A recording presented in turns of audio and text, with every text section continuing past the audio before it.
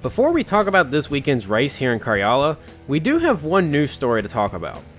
During the most recent race at Kentucky Speedway, John Baldy Sr. had a bizarre incident happen to his car when it randomly spun out in the middle of the front stretch on lap 30 and slid sideways in the grass before quickly reversing backwards with the revs of the engine at a fever pitch. Lead Series official Danny Pushrout III ordered the 70-year-old driver to undergo medical tests to determine whether or not he was directly responsible for the car spinning erratically. After some time, all tests came back negative, and the cause of the incident was a broken sway bar, which also managed to collapse the rear suspension and somehow got the throttle cable to where it was stuck wide open, which explained the engine revs being so high despite the car being stopped. No fines or penalties were issued to John Baldy Sr. or the Baldy family racing team, and it was ruled as a freak accident. Just a bizarre situation indeed. Now on to this weekend's race here at the Karjala Raceway in Finland. This is the 6th running of the Karjala World Invitational, a special event that started in 2019 and has been a fan favorite every year except for 2024, where the event wasn't ran due to renovations being done to the track. The fun part about this race is the number of one-off teams that enter, especially those from international teams, which have given some of the front runners a definite run for their money. This race is the first of 2 double points races, and this makes all the teams on edge to qualify for the race and get a big boost in the point standings. This year was no exception. After 4 grueling qualifying races, which only the top 10 from each transferred to the main race, and with the last 2 starting spots coming from combined practice and qualifying times, one-offs definitely came to play this weekend, and the starting grid shows it. Without further ado, let's take a look at the starting grid for the 6th running of the Karjala World Invitational. We'll work our way from the back to the front. Starting in 42nd place is Dongmai Felonies, the younger brother of Reject Sports Network pit reporter Dongmai Apologies, who makes his series debut in car number 187. On his inside is the 919 of Pat Scurvy, making only his 2nd career start in the series and his first since last season's finale at Mount Panorama. Outside of row 20 is Charles Newport in the part-time car number 91 for WHN Incorporated. To his inside is Xiaohu Tai in the number 158 for Shining Star Motorsports. Tai is making his series debut today, and this also marks the first time a representative from China starts in a Rejectcar Elite Series race. On the outside of row 19 is Daisuke Hiroshimi, who is making his first start in this race, and is looking to build up a surprising top 5 at Kentucky last time out. To his inside is Bryce Fencing in the number 57 Paco Vanto Fencing Company Chevrolet for C2 National Racing. Outside of row 18 is Winter Breeze Racing team owner Arturo Winter, who is the only team car in the field today. To his inside is car number 072 of Arif Parker for the returning Parcycle International team. This is Parker's only scheduled appearance this season, and he did a great job to put it in the show. On the outside of row 17 is Derek Lewis for Oil Spill Autosport. He's the only team car to be in the race today. On his inside is Phoenix Constantine, the older brother of points leader Alex Constantine, who shockingly missed the race today. Phoenix is in his usual car number 75.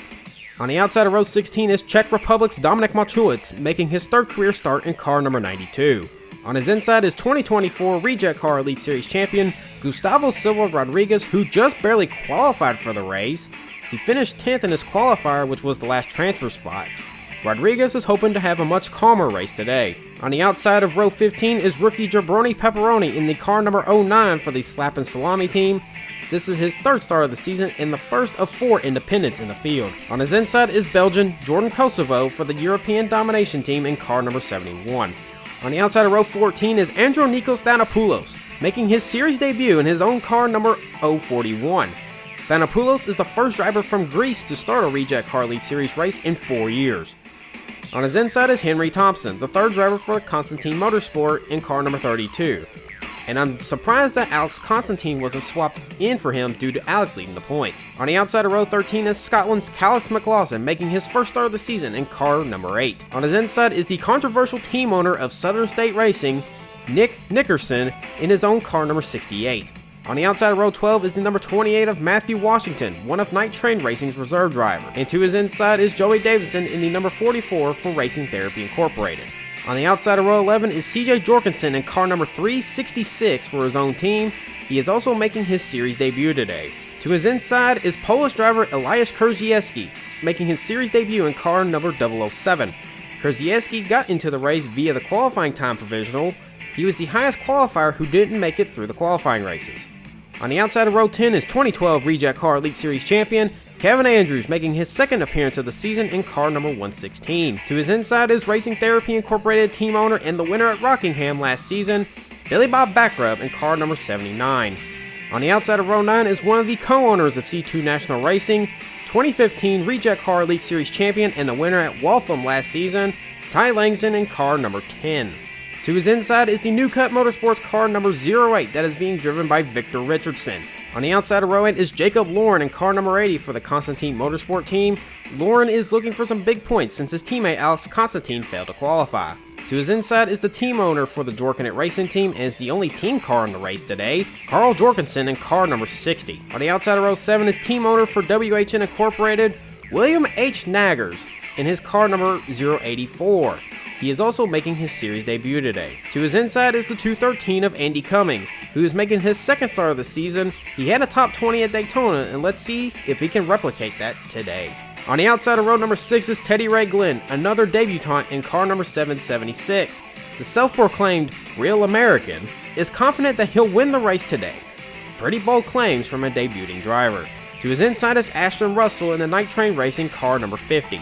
On the outside of row number 5 is Ryan Wilson in the number 90 for Racing Therapy Incorporated. And to his inside is South Carolina's Sarah Bish, making his second start of the season in his own car number 069. On the outside of row 4 is C2 National Racing Reserve driver Henry Goose Honkboy in car number 64. Starting in 7th is Reject Sports Network pre-race analyst Dixon Sider in car number 515, making his series debut. He's been sneakily quick in the practice sessions and could be a sleeper for the win today. On the outside of row 3 is Barrett Cervantes in the High Seas Racing car number 11. And to his inside is Russ Siders in the number 84 for Racing Therapy Incorporated. This is his first start since Rockingham last season. On the outside of row 2 is Ramiro Cameron in car number 02 for Tex-Mex Motorsports. Cameron had a decent showing at Daytona and looks to repeat that performance here in Karjala. To his inside is Mr. Mystery himself, T. Scorpio in his own car number 7. Scorpio is coming off a top 10 at his last start in Sonoma, and he's itching to score his first career win. And he's got a good shot to do it today. Starting on the outside of the front row is Tony Baloney in the Slap and Salami Racing car number 19. He is looking to have a much better day here than in California, which was his most recent start. And starting on the pole for the first time this season is Kevin Flagrant in the Black Flag Motorsports car number 53. He's the only representative of the team in the race today. And now we move on to the massive list of drivers who did not qualify for this race. A record-breaking 114 drivers missed the show. Stephen Bennett missed the race. All 4 of the Valentino cars missed the show. Let's see, Jake Blondie missed the race. Keon Parker, Eric Hawkinson, Jose Rodriguez Del Tager. Let's see, Joe Vivic missed the race. Don Coy, Who's Your Daddy, missed the race.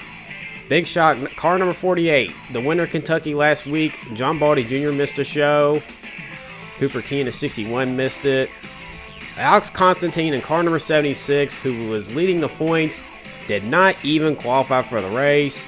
As we go down the list here, a lot of one-off drivers for this race, and some drivers you probably hadn't seen before, because this was their first attempt of the season. And we end off this massive D&Q list with Brand Trailer in the 909 and the 997 of Gojo Majojo Gogo. After a long weekend of qualifying races and practices, the field of 42 are finally ready to take the green here at the Karjala Raceway. And the green flag is out for the 6th running of the Karjala World Invitational. Kevin Flagrant and Tony Baloney lead the field down as the 53 and 19 are drag racing side by side as they head into turn 1. That corner has caused a lot of headaches in the qualifying races. Let's see if we can get through clean. Looks like we will. Tony Baloney drives to the inside of the 53, bringing the 02 of Ramiro Cameron with him. As Tony Baloney is going to get ahead of the 53 and 02 and take the lead as they sweep into turn 3. Baloney's starting to pull a big gap here. However, we did have trouble on the start. Billy Bob Backrub in the 79. He's going to make contact with the 44 Joey Davidson. Is going to go off the racetrack in turn 1. Hits the outside wall and is going to get bogged down in the sand trap. So not a good start for the team owner of the Racing Therapy Incorporated team. And there's more trouble up ahead. The 072 of Arif Parker making his first start in about half a year. He gets run into by the 75 of Phoenix Constantine and goes off into the tire wall outside of turn 2. So not a good start from Arif Parker. Back up front with the leader Tony Baloney, who got a great start. Kevin Flagrant is now trying to hold off the 02 of Ramiro Cameron, and the 11 of Barrett Cervantes has settled into 4th place. Tony Baloney has been kind of running just slightly slower than his other 2 teammates, the 09 of Jabroni Pepperoni and the 9 of his team owner, Tommy Salami. However, Baloney's the only one in the race. The other 2 failed to qualify, so Baloney has a great chance to show everyone that he can definitely hang with his teammates and, be competitive. And this is a great racetrack to do it at, and since this race has high prestige in the Rejectcar Elite Series, and Baloney's doing a great job right off the start. A little bit further back, this is the 84 of Russ Siders, making his first start since Rockingham last season. In the 84, started inside the top 10, and he goes off the racetrack along with the 7 of T Scorpio. This is through the S's. Oh, Ashton Russell just made contact with him. Matthew Washington just got ran into the back of by the 68 of Nick Nickerson. Oh boy, not a good start for Russ Siders. He had a top 10 qualifying run. As we move further back here, this is the 000 of Arturo Winter, the owner of the Winter Breeze Racing Team, and ironically is the only one in the race. Contact up ahead. Oh, he makes contact! Dominic Machulich just turned to 000, and that's going to take Arturo Winter out of the race. We saw there's a little bit more contact just ahead. The 68 of Nick Nickerson and the 32 of Henry Thompson rough each other up. Thompson goes off the racetrack, trying to get back on. Hits the 68 one more time and collects the 09 of Jabroni Pepperoni. I thought he failed to qualify, but it turns out he's in the race. Well, that's my fault. I screwed up there. But Thompson goes off, and big damage to the 32, along with his teammate Jacob Lauren, who had contact further back. And that's a bad start for the Constantine Motorsport team, as all three of the cars that made the race have had some kind of contact in some way. And Jacob Lauren was trying to make a pretty big gain in points since Alex Constantine failed to qualify, and I'm pretty sure Jacob Lauren was top 5 in points coming into this race. As we're back up front with Tony Baloney, this is lap number 2, so we've had a lot of calamity just on the first lap alone. But Tony Baloney's starting to pull away with the 53 and the 02s. They've gotten single file and a little bit strung out. But this is a great showing for the 1953 and the 02. All 3 of them ran well at Daytona. Well, I don't think, no, only the 02 did. Moving just a little further back, this is the 084 of William H. Naggers. You're probably wondering, why did we specify the middle initial? Well, he's the team owner of WHN Incorporated. And ironically enough, none of the WHN cars made the race. So the team owner made the race, but he's not even running a Dodge, as the team normally does. He's running a Chevy, and he's currently running inside the top 10 right now in his first ever start. As we shift our attention to the number 8 of Calix McLaughlin making his first start of the season, goes really wide in the S's, and makes contact with the 44 Joey Davidson, goes off into the gravel, and he's going to get back on the racetrack. Pretty good save from the 8 of McLaughlin, the Scottish driver. And also heads up from Joey Davidson as he runs into the 50 of Ashton Russell and nearly goes off again. But good heads up driving from McLaughlin to avoid a wreck early in the race, and that would have taken him out of contention for the win. A little further back, this is the number 187 of debutant Dongmai Felonies from India making his series debut. And he throws it off in the S's along with multiple others. Zhao Hu Tai in the 158, Charles Newport in the 91 also go off. Pat Scurvy in the 919 slows down to avoid hitting the 3 that went off. Well, I said in the pre-race that this race is known for calamity, and we've had numerous incidents in the first 2 laps alone. We're almost near double digits already. But not a good start for the 187 and the 158, who are making their first career Rejectcar Elite Series starts today. Speaking of drivers making their series debut, this is the 515 of Reject Sports Network pre-race analyst Dixon Sider making his series debut. He was the only one of the RSN camp to make the race. I won't comment on that. But Dixon Sider qualified 7th, which is a great showing for him as he put down a great lap in qualifying. And he's making all of us here at the Reject Sports Network very proud, and hopefully he can come home with a great result. Just a little bit further back, this is 2015 Rejectcar Elite Series champion Ty Langston, and he's going off in the S's. Overdrives the corner. Oh, he collects the 28 of Matthew Washington, and I think somebody else went off. The 366 of CJ Jorgensen, and Washington's buried in the tires. That looks like it's going to end his day. Here's a better look what happened to CJ Jorgensen. Yep, he just overdrove the S's just like the 10 did. But didn't hit anybody coming back up the racetrack, so good recovery for CJ Jorgensen, who's the younger brother of Carl Jorgensen.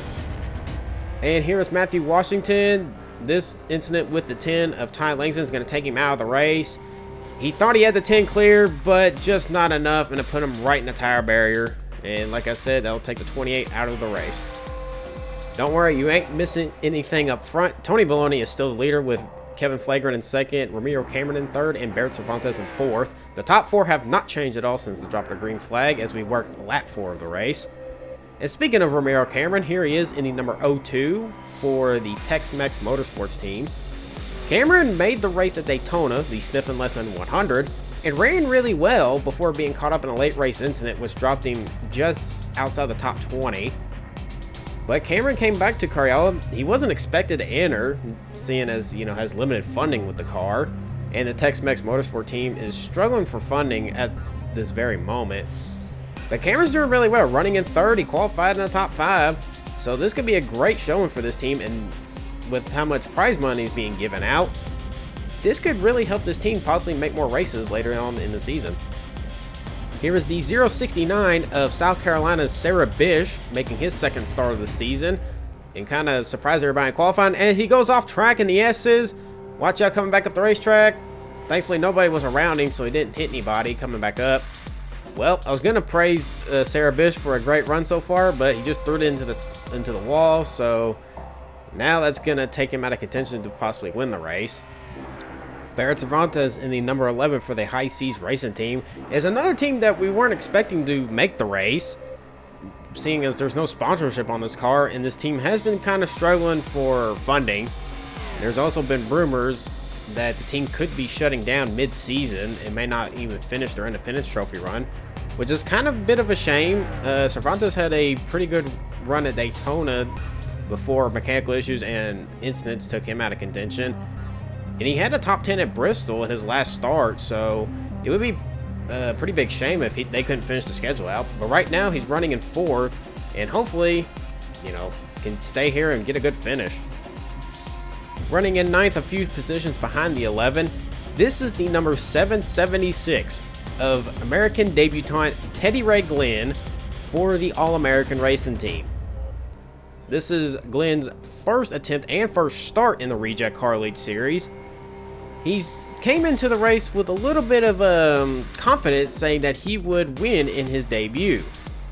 Well, he did have a great qualifying run, and so far with a top 10 run to start, I'm not saying he can't do it, but with knowing how much attrition happens at this track, it's unlikely he could win it, but it's also possible he could. So we'll see how this race plays out for him.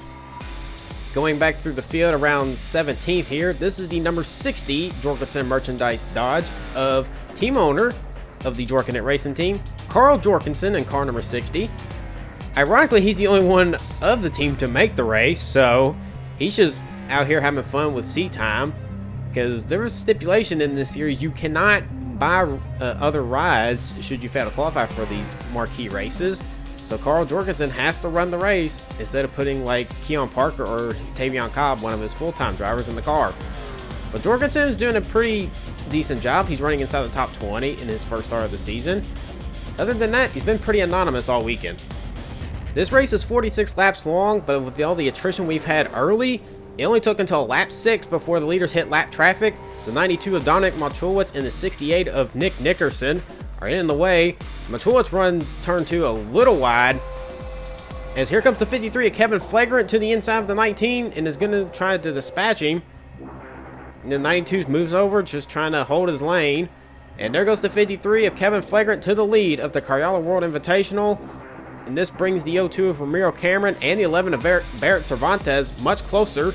Actually, he's bringing the rest of the top 10 with him, because there's Cervantes, there's Goose Honkbull, he's running in 5th. Ryan Wilson in the 90 car, who's running in 6th. as Flagrant's getting around the lap traffic a lot easier than everybody else, as he kind of just muscles the 68 out of the way. Man, look at the Hornet's Nest, just 2 lap cars brought upon the leaders. Tony Boy, I don't like seeing cars going too wide in the S's. It's very dangerous, but thankfully they got that sorted out. But Kevin Flagrant has now has the lead of the Karjala World Invitational. And here's the aforementioned pole sitter of the Karjala World Invitational, Kevin Flagrant, who now has the lead of the race. He's been pretty quick all weekend.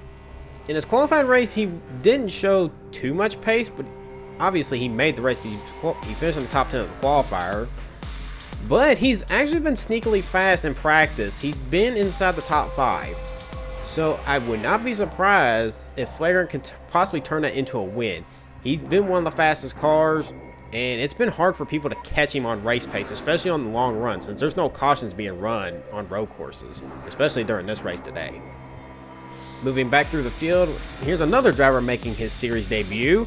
This is the 041 of Andronikos Thanopoulos. Thanopoulos is the first driver from the country of Greece to start a Rejectcar Elite Series race in 5 years. Thanopoulos ran pretty well in his qualifier. In time trials, he qualified mid-pack, but for a driver making his series debut in a car that was a second-hand chassis from the now defunct Parcycle International team, Thanopoulos definitely put it to good use, and it was a kind of a long shot qualifier for the race. A lot of people were surprised he even made it. But Thanopoulos is looking to just log some laps and hopefully come away with a good result. As of right now, he's running inside the top 20. Here's another driver who's running inside the top 20, Andy Cummings in the 213, who also raced at Daytona to start the season, and he's going off in the S's. Well, I guess I really need to stop showcasing drivers when they come up to the S's, because every time we've cut to them, they've went off the racetrack and then hit the wall. Well, a good start for Andy Cummings has now went south for him, and now he's got damage, and he's going to be heading into the pits to repair it. And here is the number 64 of Goose Hunkboy, one of the few C2 National Racing cars to make the race, as he's racing the 515 for 8th as they come up to the S's once again. 64 runs wide. Oh, they make contact, and they're both into the tires. Well, that's going to take both of them out of the race, and very unfortunate for both Goose Hunkboy and Dixon Sider. Here's another looking at the 515 of Dixon Sider, making all of us here at the Reject Sports Network very proud with his great start. Hunkboy runs wide. Sider and Dixon try to be bold, and it just didn't pay off for him, and both cars go out of the race on lap 8. Here is the 919 of Pat Scurvy. This is his first start of the season, and is only his 3rd career Rejectcar Elite Series start. Scurvy is a very anonymous driver. He only attempts the marquee races, the special events, overcapacity events, whatever you want to call them. So far, he's actually running pretty well. He's running inside the top 20, and he's making a double pass on the 57 of Bryce Fencing and the 75 of Phoenix Constantine. But other than that, Scurvy is, like I said, very anonymous. Nothing really comes from him, and he rarely races every season. But he's given his team a great showing. You know, this is his own team. Very noticeable red and blue on this car. This car is very, very hard to miss. But Scurvy's having a great run, as I mentioned before, and I'm beating a dead horse. But, you know, long way to go. Let's see if he can possibly move up the running order. Running just behind the 919 of Pat Scurvy is the number 75 of Phoenix Constantine for the Constantine Motorsport team, which he owns. Kind of surprising that he didn't put his brother Alex in the show, but like I mentioned earlier, we have a rule against that here in this series. And Phoenix throws it off in the S's. There's another car off just ahead of him. I think it was the 71 of Jordan Kosovo. Phoenix Constantine's good run has come to a screeching halt. Here is the 71 of Jordan Kosovo as he comes into the S's. Overdrives it by a wide margin, just throws it off into the barrier. Oh! And the 30 of Daisuke Hiroshimi with nowhere to go and hits the 71. That's going to take the 71 and 30 out of contention. They're going to continue on in the race, but they will not win the race, especially with all that damage. Alright, back up front as we come to the conclusion of lap 9, about to start lap 10 here. Tony Vallone is going to dive into the pits for the first round of green flag pit stops. The 53 of Kevin Flagrant is still on the racetrack. He didn't come in. Baloney's in. Romeo Cameron's in. Trying to see if any of the other leaders are in. Barrett Cervantes is in. Ryan Wilson in the 90s also in. So is the 776 of Teddy Ray Glenn. All of them come in for 4 tires. However, the 53 of Kevin Flagrant is going to stay out an extra lap, as you saw as he drove by when the 19 came in. Flagrant's going to try to do an overcut on leaders. I believe that's what it's called, if I got my racing terminology correct. Basically, Flagrant's going to try to stay out an extra lap to build as much of a lead as he can, so when he does make his pit stop, which I believe is this lap coming up, that the 19 and the rest of the leaders will still be behind him once he finishes his pit stop. It's a gamble, and sometimes it can work, but sometimes it can also bite you in the butt and, well, lose you the race.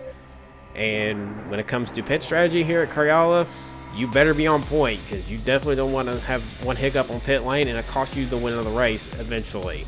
And here comes the 53 on pit road now. Yep, Crew's calling him in for 4 tires and fresh fuel. Or I should say fresh tires and fuel. I don't know why I said it like that. Also coming in is the 084 of William H. Naggers, who is running about 5 seconds behind the 53. So looks like the 084 is going to keep up the 53 strategy with him. As we switch to our pit lane cam, this is at the exit of pit road. As you see the 53 of Kevin Flagrant in the pit lane, front car of the shot. Here he goes. We're waiting on the 19 of Tony Baloney to see where he comes out at. I still don't see him. The 084s come out in second. Here comes the 19 and the rest of the leaders. Wow, the 53 and the 084 got a huge gap over the rest of the field. Flagrant and William H. Naggers, who was, I believe, 9th before the pit cycle, he's now came out in 2nd place. So great strategy call from the 084 team. But this will leave the 53 of Kevin Flagrant in the lead with a even bigger lead than what he had before the pit cycle. So this worked out well in his favor, and all he's got to do is start logging some laps and just hang on to the lead. Going back to the 11 of Barrett Cervantes, as he's locked into a very fierce battle with the 02 of Romeo Cameron, as this is around 4th place, the 11 and the 02. Cervantes slips up coming off the hairpin, and that allows Romeo Cameron to get by him just before the S's. Whoa, Ryan Wilson in the 90 almost overdrives the S's, but Barrett Cervantes still hanging on in the top 5 in this very underfunded car. These overcapacity races bring out the underdog stories from time to time, and here is one of them. This is the number 08 Pontiac of Victor Richardson for the New Cut Racing team. This team was all but dead at the end of last season as they lost all their drivers and all their sponsors. This team attempted Daytona with Richardson behind the wheel and they didn't qualify. However, they brought the car here as a last-ditch effort to save the team, and Richardson managed to put the car in the show. So a big pat on the back for everyone in that organization to get the car in the show. Here's a driver that completely came out of nowhere to make the Karjala World Invitational. This is the number 007 of Polish driver Elias Karjala making his first career Rejectcar Elite Series start. Karjala didn't finish in the top 10 of his qualifier to make the race. However, he was given a provisional due to having the best overall combined practice and qualifying times throughout the sessions. He managed to snag the last transfer spot because of it, and he made it pretty well in qualifying as he qualified just inside the top 25. Karjala is running just outside the top 20 at this moment and is just currently logging laps. But hey, you got to get experience somewhere, and Karjala, who comes from rallying, is definitely getting some experience today. One driver who's been flying under the radar this weekend is this number 90 car that's being driven by Ryan Wilson. This car is one of the part-time entries for the Racing Therapy Incorporated team. Wilson made the race at Daytona to start the season, however his race only lasted 8 laps before being wiped out in an early wreck. He wasn't expected to qualify here at Karjala because he doesn't have a lot of road course experience, but he surprised everybody in his qualifying race, running inside the top 10 the entire way and transferred in.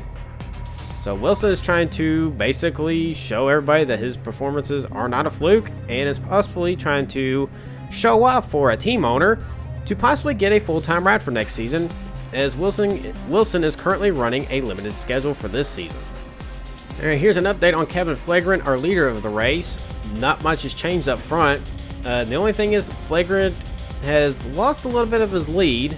He's only got about a 4-second gap over the 084 of William H. Naggers.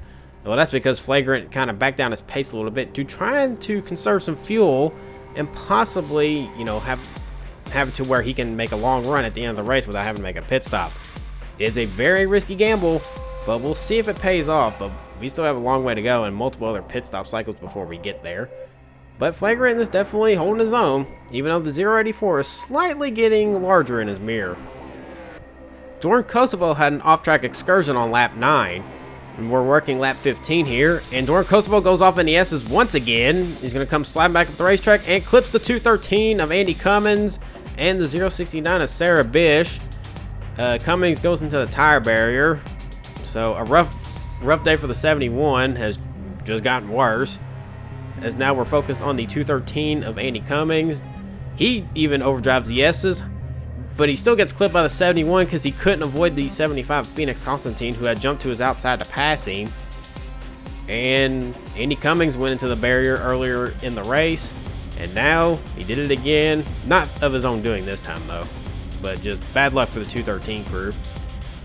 As we move ahead to lap 18, Kevin Flagrant still holds the lead. He's passed a couple of lap cars, and we're coming up on the next green flag pit stop, this next pit cycle, as these cars can only run between 9 and 10 laps on a tank of fuel.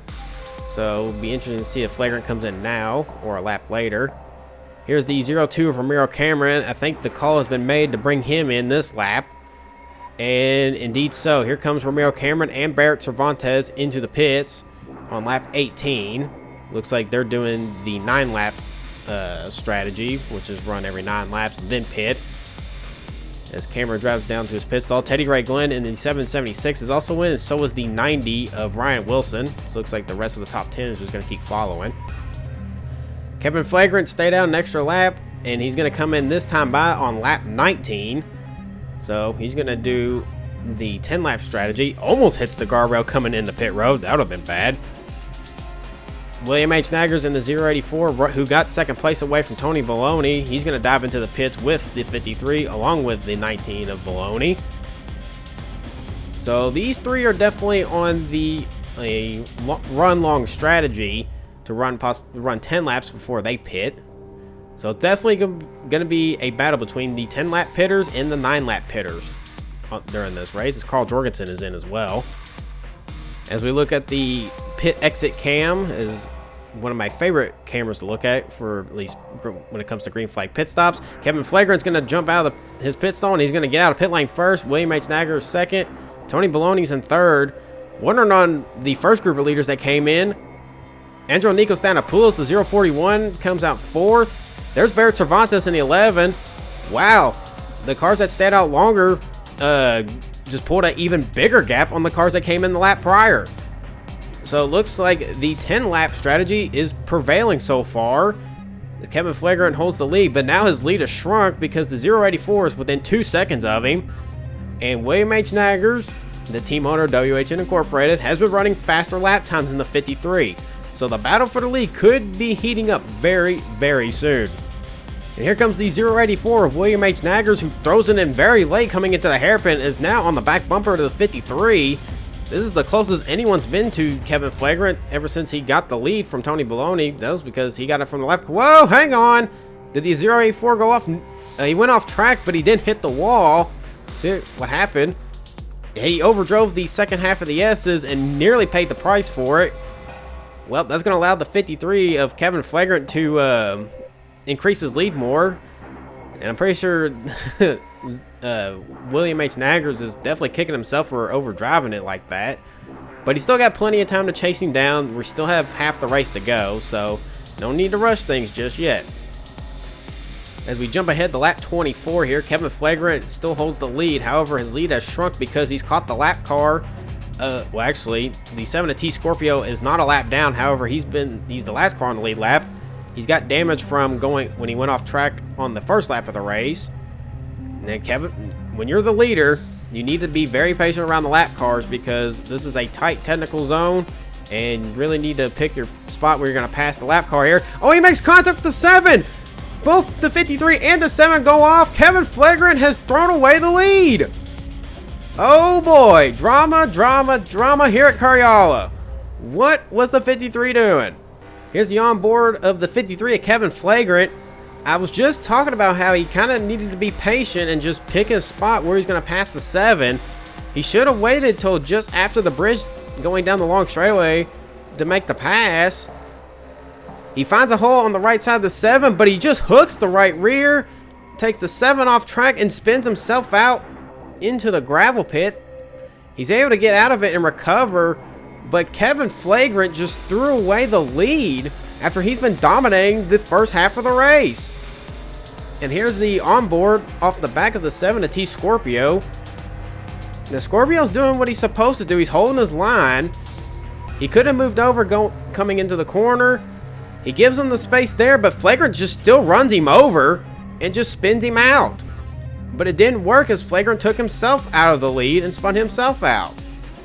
Oh boy, and the officials want to have a talk with the 53 and the 7 after the race. That's going to be ugly, as Kevin Flagrant has now fallen to, I believe, 6th place after the contact with the 7. He's behind the 776 of Teddy Ray Glenn and just in front of the 02 of Ramiro Cameron. And Kevin Flagrant is hot in the car. When I mean that, he's extremely angry. But that incident was kind of self-inflicted, bud, so you kind of have to deal with it. Let's see if Flagrant can charge back down and at least try to run down the rest of the leaders and get back to the lead. He might, but we'll see how badly that car's damaged. It doesn't look like it has a lot of damage, but we'll find out as the race drags on. However, at the business end of the field, one man's loss is another man's treasure. With Kevin Flagrant messing around with the 7 and spinning himself out, this has given the lead to William H. Naggers in the 084, the team owner of WHN Incorporated. Yes, I've said that a lot, but he specifically told me to anytime he's on screen, I have to say it. Also, I get paid extra, so bear with me here. For a team owner who has never actually raced a stock car, or at least made a start, he's doing fantastic. This is one of the best drives I've ever seen from someone who has very, very little experience behind the wheel. And on a road course of all places, I never thought this would ever happen. Another debutant driver making his way up front. Well, he's actually been in the top 10 all day as Teddy Ray Glenn goes for a slide. Thankfully, he catches the car and is able to hang on to it. But Teddy Ray Glenn, another debutant, is running really, really well. He's actually been setting some of the faster lap times. He hasn't been the fastest, but he's definitely been in the top 3. And he's actually been quicker than the 53 of Kevin Flagrant, the dominant car of the day so far. But still a great showing from Teddy Ray Glenn. You know, as you can tell, it is decked out in the red, white, and blue, the colors of the American flag. And Teddy Ray Glenn, the self-proclaimed real American, is trying to show that he will basically use his American spirit and American patriotism to will his way to a victory. As of right now, it still seems far-fetched, but he's running inside the top 10, so I guess it might work. Maybe. Back up front with our leader, William H. Naggers, as he's catching lap traffic once again. That is the 92 of Dominic Malchowitz. He's about to go 2 laps down. Malchowitz had a run-in very early in the race, and he's kind of just been puttering around here as they come off the carousel here. And the 084 just turned the 92. Okay, what is Mr. Naggers doing? I'm going to just refer to him as that going forward. He just drives into the 92 and just spins him out. Now, I get lap traffic are supposed to get out of the way, but you definitely are not supposed to just wreck them just because they're going slower than you. Yeah, that was definitely uncalled for. Yes, Matulowicz is 2 laps down, but it wasn't like the 92 was going to hold him up. He was going to give him the lane. Now, here's the onboard shot. Let's see if we can get a better look from here. Matulowicz is drifting a little bit high in the carousel. Yeah, and the 084 just flat out runs into him and spins him out. Yeah, I don't know what that was about. And the officials wanted to know what happened there as they called the 084 of William H. Naggers to the hauler after the race. That should be a fun conversation. As the 32 of Henry Thompson trying to stay out of the way, but he makes contact with Carl Jorgensen and throws him off track into the tires, and Thompson takes himself into the tires. Thompson was a lap down. Carl Jorgensen was running in 14th, so a great day for the 60 car just went south in a hurry. Henry Thompson also called to the hauler after the race for avoidable contact.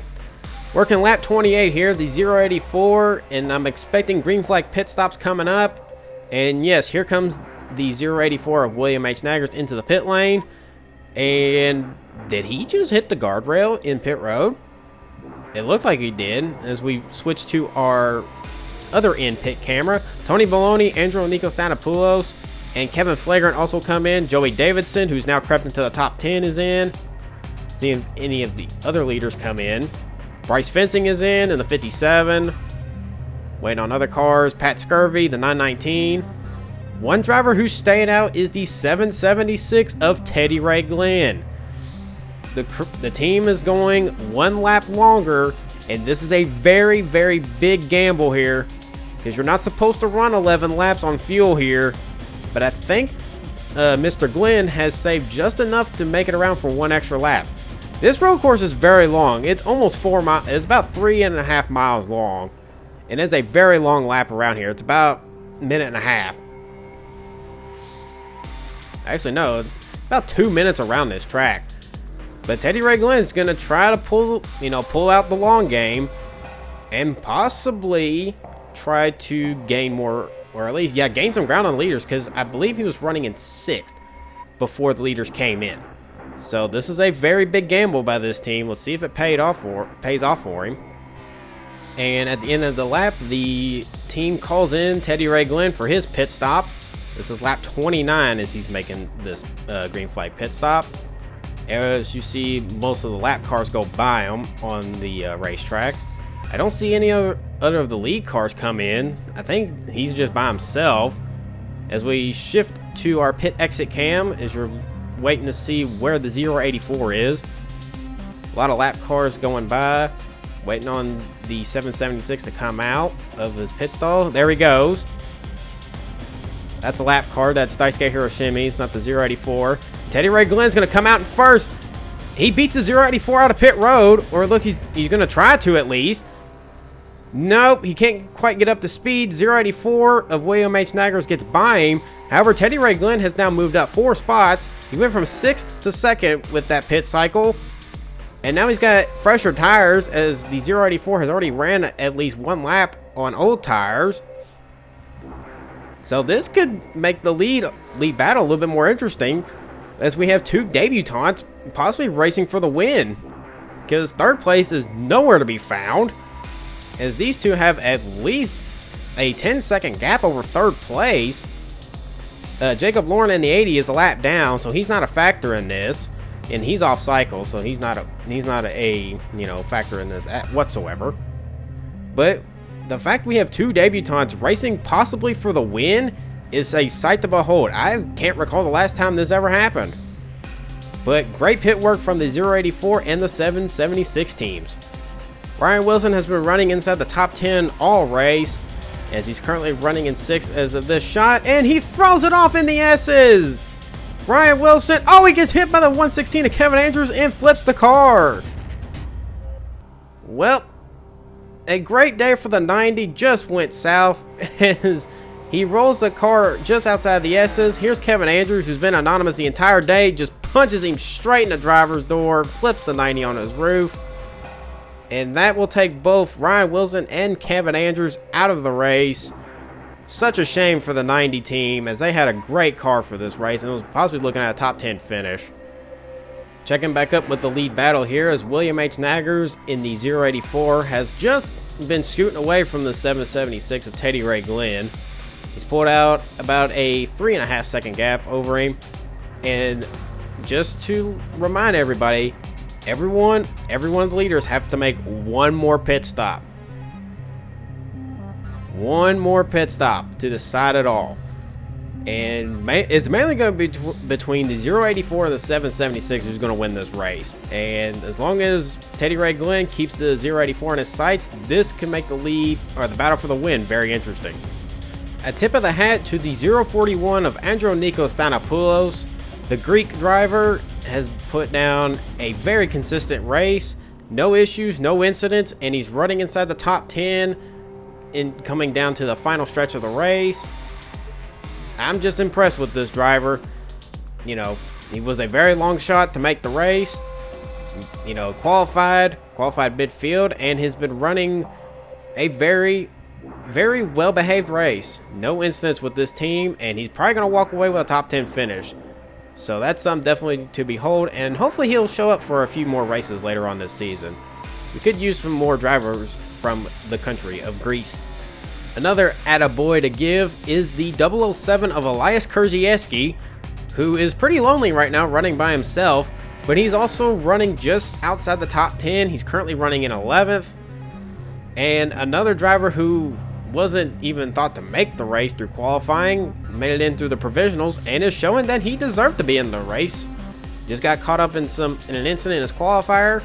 But Kurziewski, the Polish driver, putting on one hell of a show for his team. We're not sure if he's going to come back for another race this season, but it would be nice to see him come back. One driver who's persevered through a little bit of attrition and still having a great run is the 8 of Calix McLaughlin. He had an incident earlier in the race. The left side and rear end of the car is kind of banged up a little bit, but he's still running inside the top 15. And with this race being double points, you know, any result is a good result as long as you're inside the top 20. And Calix McLaughlin, the Scottish driver, is having a great run. This is his first start of the season, and someone who's mainly ran on road courses, this is something he's definitely familiar with. And hopefully we see McLaughlin in a few more races later on this season. As we come to 10 laps to go, Barrett Cervantes, who's been in the top 10 all day, running in 5th as he dives into the pits for the final green flag pit stop. Cervantes can't really win the race as he's been pretty far back of the leaders, but he's basically battling to stay inside the top 5. Ramiro Cameron in the 02 falls in behind him, and I believe the 007 of Elias Kurziewski is going to follow suit as well. Yes, the 007 is in as well. But great runs for all these guys. A lot of underdogs inside the top 15 right now. Calix McLaughlin is going to join them as well. Possibly just fix that fender a little bit and try to snag a top 10. I don't think he will, but with this last green flag pit cycle, he could. Now we move up a lap to 9 laps to go. The leader, William H. Naggers, dives into the pits, and I'm pretty sure he just hit the guardrail. This time I'm sure he hit the guardrail. As we're following with him on his chase cam, overdrives the pit entry just a little much and actually hits the guardrail. So I wasn't tripping that time. However, the 776 of Teddy Ray Glenn stays out. Teddy Ray Glenn's going to run another lap to try to get the lead away from the 084. He tried it last pit cycle, and it almost worked. He just got nipped out going into turn 1.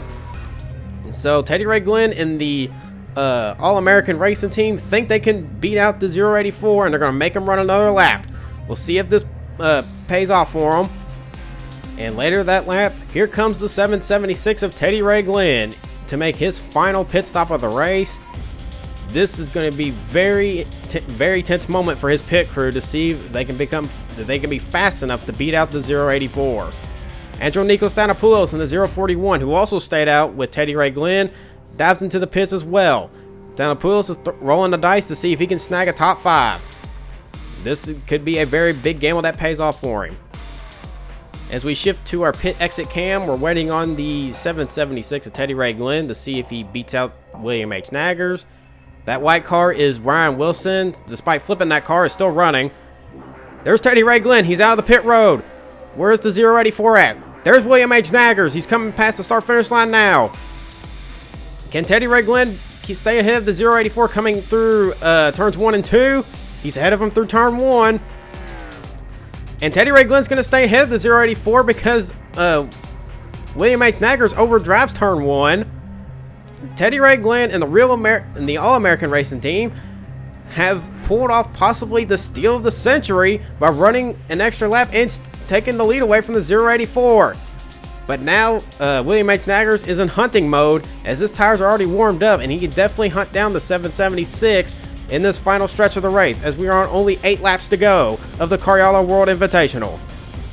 Lap 40 of 46, Teddy Ray Glenn has now caught lap traffic. Ryan Wilson in the 90 with a damaged roof, and the 71 of Dorn Kosovo, who's went off track multiple times already. Ryan Wilson moves over for Teddy Ray Glenn. William H. Naggers can't get past the 90 coming through turn 1. He's got to wait and set him up in turn 2. However, Ryan Wilson blocks him. Oh boy, William H. Naggers already spun out 1 lap car. He will do it again if needed. As Teddy Ray Glenn's trying to set up the 71 of Jordan Kosovo coming through turn 3 here. Kosovo holding his line, but also not being very courteous, as the 90 is still holding up the 084. Teddy Ray Glenn drives to the inside of the 71, trying to force him into a mistake. This is going to be sketchy coming through here. But Teddy Ray Glenn powers through the outside and is going to get ahead of the 71, as the 084 is still stuck behind the lap traffic. And I'm guarantee you the 084 of William H. Naggers is fuming under the helmet because the lap cars won't get out of his way. One driver who I haven't talked about all race is Joey Davidson in the number 44 for Racing Therapy Incorporated. Davidson has been very anonymous the entire day. He hasn't been involved in a single incident. However, he is running inside the top 5, coming to 5 laps to go. And a great run for Davidson. The Racing Therapy team qualified pretty much all their cars in the race, except for Zaylon Foster, who failed to qualify. But Joey Davidson, this is a very much morale booster for him, or much needed morale booster for him, because he's kind of low in the point standings, and if he stays in the top 5, he's definitely going to jump up the points ladder and be closer to the lead of the points. So a great day for the 44 team, and I'm pretty sure Joey Davidson will be very happy with this performance today. As we were coming to 5 laps to go here, Teddy Ray Glenn still holds the lead. William H. Naggers has closed the gap to around 1.5 seconds, just under 2 seconds, as the 084 finally got past Jordan Kosovo. However, there's another lap car in front of the leaders. That is the number 68 of Nick Nickerson, who has been plodding around 3 laps down. Teddy Ray Glenn has been holding his line as the 084 runs wide coming in out of turn 2. William H. Naggers has been overdriving almost every corner to get back to the 776. And it's also been costing him his lap time because, well, when you overdrive a corner, you're losing momentum. As Teddy Ray Glenn has been calm, cool, and collected so far, which is kind of surprising for a debutante driver. But now he's got to deal with the lap car of Nick Nickerson coming up into the hairpin. He's got to pass him here if he wants to keep the lead, or at least have a good chance to keep the lead. As he drives to the inside of the 68, will the 68 be of an annoyance? Nope, he's going to lay over and allow the 776 to pass him. Kind of surprising knowing who Mr. Nickerson is. As the 68 overdrives the S's, so does the 084. Oh boy, William H. Naggers throwing everything to get by the 68 as he's going to try to dive bomb him coming through here. Coming through, I believe this is turn 10. Here is the 084. We move the camera further back. Yeah, he just throws it in. He's going to basically force the 68 to get... Yeah, he just muscles the 68 out of the way. out of the way. Yeah, William H. Naggers is determined to run down the 776 as he damn near just wrecked another lap car. Lap cars are not safe from the 084 car. If you see a red car with a white hood, I suggest you just get out of the way. Another driver who I haven't talked about all race is the number 57 of Bryce Fencing for the C2 National Racing Team. Bryce Fencing has been pretty anonymous, just like every other underdog I've mentioned previously, like the 041 of Andrew Nikos. Fencing did not qualify too well. He started towards the back end of the field. However, he's been picking his way through the field with the attrition and through pit strategy. And Bryce Fencing is just a couple laps away from walking away from a top 10 and a lot of points. As Teddy Ray Glenn comes off the final corner, he's going to see the white flag. He's got about 4-second gap over the 084 of William H. Naggers. As the white flag is out, one more lap to go of the Karjala World Invitational. Can the 084 hunt him down, or will Teddy Ray Glenn take his first career win in his first career start? So far, the 776 is running a clean, consistent line. However, the 084 is running it really aggressively. He's actually got a good run off turn 2 as they come through turn 3 here. The gap is just over a second between Glenn and Naggers, as Teddy Ray Glenn comes through turn 5 right now. Still holding that pretty steady line here. Don't see him overdriving the corners. The 084 starting to get closer as they come to the long straightaway here. If the 084 is going to make a run, he needs to gain some time through here, and he's going to need to brake really late to send the car in through the hairpin coming up. Teddy Ray Glenn, a very good entry and a very good exit. But here comes the 084. He gets a great exit off the hairpin as they come through the S's coming up.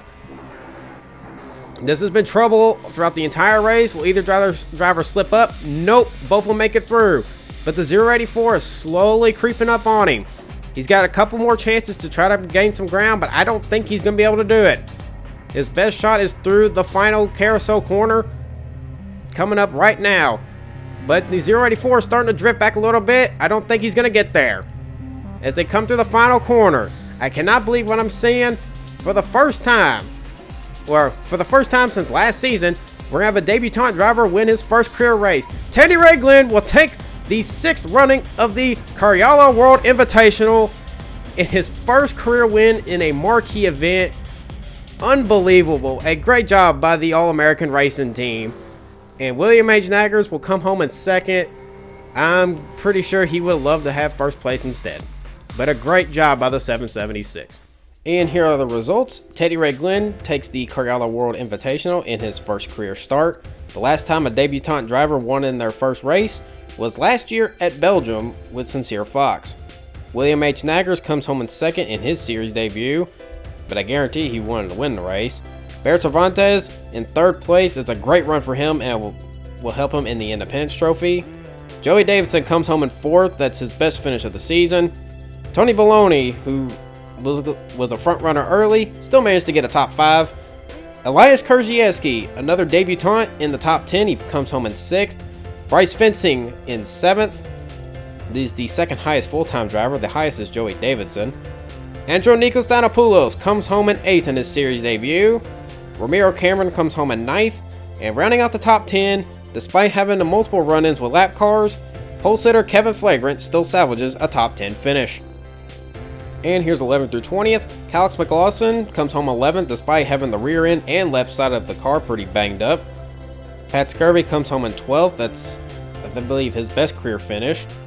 Vince Constantine comes home in 13th. CJ Jorgensen, despite having a first lap spin, comes home in 14th. Likewise with the 91 of Charles Newport, who comes home in 15th. Billy Bob Backrub, who was dumped off the racetrack in turn 2 on lap 1, still gets a top 20 finish, and he comes home in 16th. Ty Langston, the 2015 series champion, comes home 17th. Ashton Russell had a few incidents here and there, comes home in 18th. Jordan Kosovo, despite running off the racetrack, I believe 3 times, 2 on camera, 1 that was off, comes home in 19th. And rounding out the top 20, South Carolina's Sarah Bish, despite also having a banged up car, comes home with a top 20.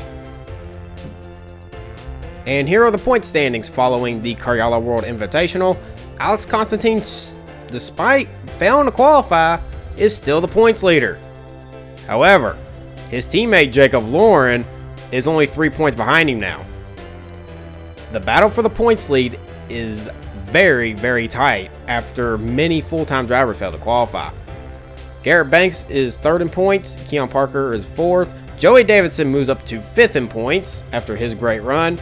Valor Christensen falls 2 spots to 6th, John Baldy Jr. falls to 7th, Bryce Fencing moves up 8 spots to 8th in points after his great run. Russ Palmer and Jareem Abdul-Sagar both fall 2 spots to 9th and 10th respectively. And here's 11th through 20th. Kareem Abdul-Najjar is tied with Jareem because both of them failed to qualify, so neither one of them got points. Kevin Flagrant moves up 8 spots to 12th in points. Gustavo Silva Rodriguez surprisingly didn't move at all. He's still in 13th. Stephen Bennett failed to qualify. So did Clay Marcellus.